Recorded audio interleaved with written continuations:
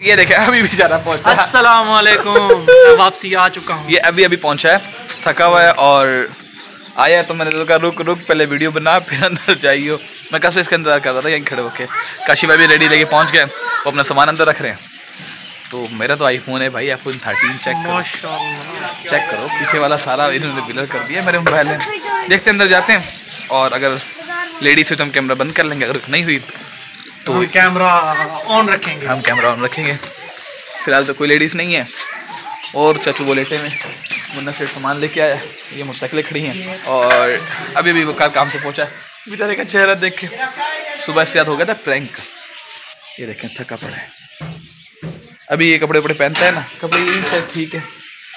और इसने चिमकादड़ के साथ उड़ना भी है, वो चिमकादड़े देखें बैक पे।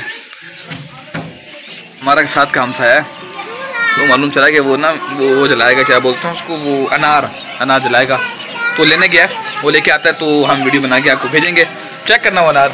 आपको कैसा लगता है अनार? बहुत अच्छा लगता है। मैंने कभी देखा नहीं है। तो आज देखेंगे, हम तो बड़े बड़े शुगलियाँ देखते हैं, शू आसमान पे जाके ना वो रंग बिरंगे हो जाते हैं। तो भी लेने गया वो उसे, वो जैसे लेके आते हैं तो हम आपको वीडियो भेजेंगे। तो ये सैंपल जो है ना रेडी लेके जा रहे हैं, इनका काम ही यही है। वो चले गए और ये कैमरे ने ब्लर कर दिया उनको। आसिम पीछे हो जाओ। ओए